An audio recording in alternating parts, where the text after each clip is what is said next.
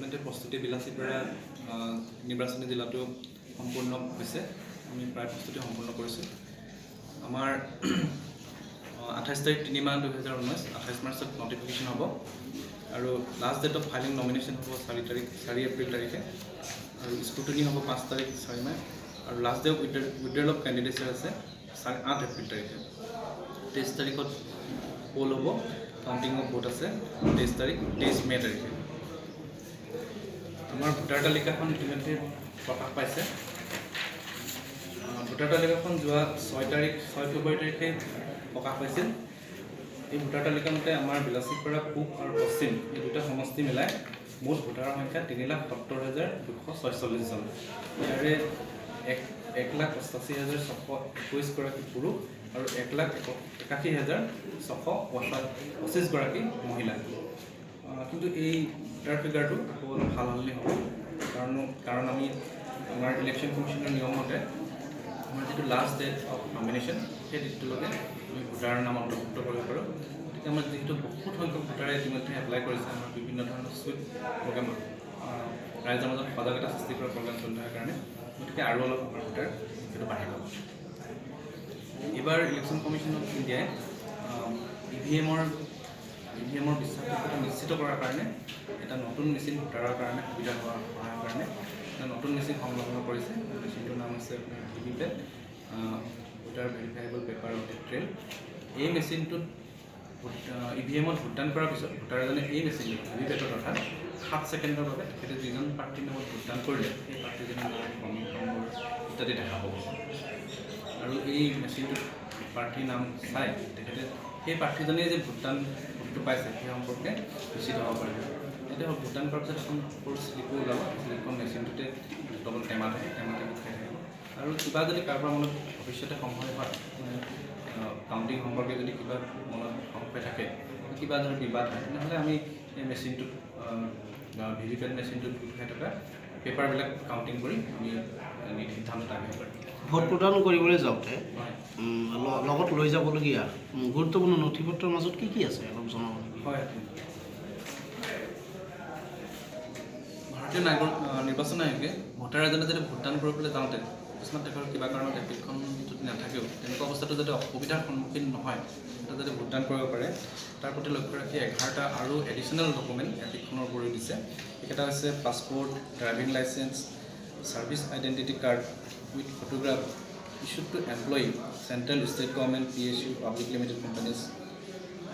তাৰপিছতে বেংকৰ passbook, post অফিচৰ পাছবুক হ'লে হ'ব, PAN card, smart card issued by RGI, MNREGA job card, health insurance smart card, তাৰপিছতে pension document along with photograph, official identity card issued by MPs, MLAs, MLCs হ'লে হ'ব, আধাৰ card.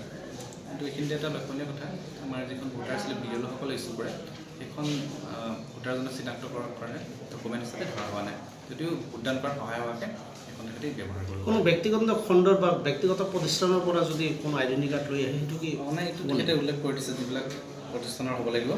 ইয়াতে আপোনাৰ দি দিছে যে চেণ্ট্ৰেল ষ্টেট গভৰ্ণমেণ্ট হ'ব পাৰে, PSU হ'ব পাৰে, পাব্লিক লিমিটেড কোম্পানী হ'ব পাৰে। পাব্লিক লিমিটেড মানে ৰাজহুৱা খণ্ডৰ প্ৰতিষ্ঠানৰ কথা কৈছে, অইল, ONGC এইবিলাকৰ কথা কৈছে। ভোটদান কৰাৰ সময় নিৰ্দিষ্ট সময় এতিয়া কিবা বান্ধি কৰি দিছে নেকি? হয়, এইটো 7 বজাৰ প্ৰতি বছৰে থাকে, এইটো আমাৰ ওলাব। একজেক্ট আমাৰ নটিফিকেশ্যনটো কিমানটা বজাৰ পৰা কিমানটালৈকে হ'ব সেইটো আমি কৰিম, তাৰপিছত আৰু নটিফিকেশ্যন কৰিব।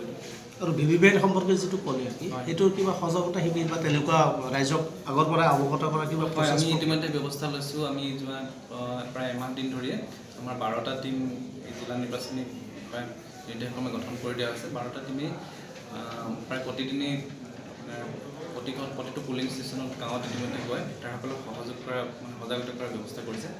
প্ৰথম অৱস্থাত আমাৰ যিহেতু কৃষিপ্ৰধান জেগা, বৰ্তমান আমাৰ ৰাইজৰ খেতি ব্যস্ত থকাৰ কাৰণে অলপ পাৰ্টিচিপেশ্যনটো কম আছিল যদিও এতিয়া লাহে লাহে পাৰ্টিচিপেশ্যনটো বাঢ়িছে। আমাৰ আপোনালোকক জনাওঁ যে যোৱা কালিলৈকে প্ৰায় 17,000 মানুহে ইতিমধ্যে মক ভোটটো দিছে। বিলাসীপাৰা পূব আৰু পশ্চিম সমষ্টিত বৰ্তমান ভোটাৰৰ সংখ্যাটো জনাব। হয়,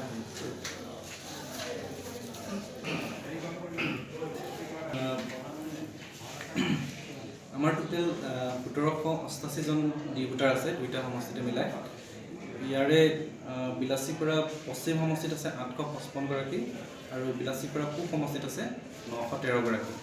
আৰু আমাৰ এই 1788জন ডি ভোটাৰৰ ভিতৰত 630 গৰাকী পুৰুষ আৰু 1138 গৰাকী মহিলা।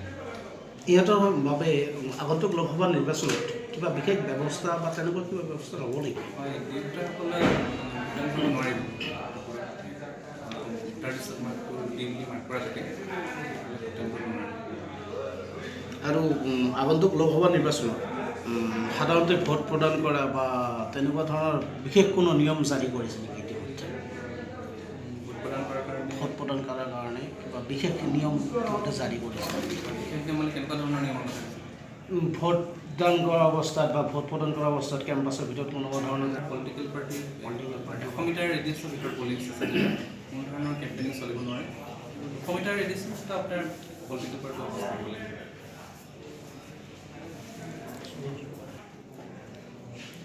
আমাৰ নিৰ্বাচনী বিষয়া নিৰ্বাচনী বিষয়ে মানে সকলো কামত জড়িত সকলো বিষয়ক্ৰম আছে। এটা লক্ষ্য যে আমাৰ নিৰপেক্ষভাৱে এটা নিকা আৰু মুক্ত নিৰ্বাচন অনুষ্ঠিত কৰাটো, আৰু ভোটাৰসকলেও যাতে এনেকৈ আপোনাৰ মুক্তভাৱে সকলোৱে ভোটদান কৰি দলে বলে ভোটদান কৰি নিৰ্বাচনটো সাফল্যমণ্ডিত কৰে। সেইটো কাৰণে আমাৰ বিলাচীপাৰাত এনেও প্ৰতি বছৰে যথেষ্ট উচ্চ হাৰত আপোনাৰ ভোটদান হৈ আহিছে।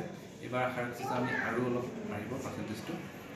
যিসকল মানে মানে আগতে ভোট নিদিয়া মানুহ আছে, যেনেকৈ আপোনাৰ বিশেষভাৱে সক্ষম লোকসকল, আমাৰ ছাৰ্ভিচ ভোটাৰ, সেনা বাহিনীত কৰ্মৰত লোকসকল, সেইসকলে ভোটদান কৰাৰ কাৰণেও নিৰ্বাচন আয়োগে বিশেষ ব্যৱস্থা গ্ৰহণ কৰিছে। আমাৰ বিশেষভাৱে সক্ষম প্ৰায় 1800জনমান ব্যক্তিক আমাক ইতিমধ্যে BLOসকলৰ জৰিয়তে আইডেণ্টিফাই কৰা হৈছে। তেখেতসকলক ভোটদান কৰাৰ কাৰণে আমাক বিশেষ ব্যৱস্থা কৰিবলৈ কৈছে। আমি আশা কৰিছোঁ তেখেতসকলক ভোটদান দিব। আৰু ছাৰ্ভিচ ভোটাৰ যিসকলে সেনা বাহিনীত কৰ্মৰত, তেওঁলোকেও অনলাইন ছিষ্টেমতে এইবাৰ তেখেতসকলৰ পোষ্টেল ভোট হয়, ভোটটো তেখেতসকলে ডাউনলোড কৰি বাই পোষ্ট আমাক দিব পাৰিব। আশা কৰিছোঁ এখেতসকলক ভোট দিলে আমাৰ ভোটিং পাৰ্চেণ্টেজটো আৰু অলপ বাঢ়ি যাব। 90% ভোটদান হয়, এটা সুন্দৰ এটা নিৰ্বাচন হ'ব বুলি আশা ৰাখিছোঁ। ধন্যবাদ।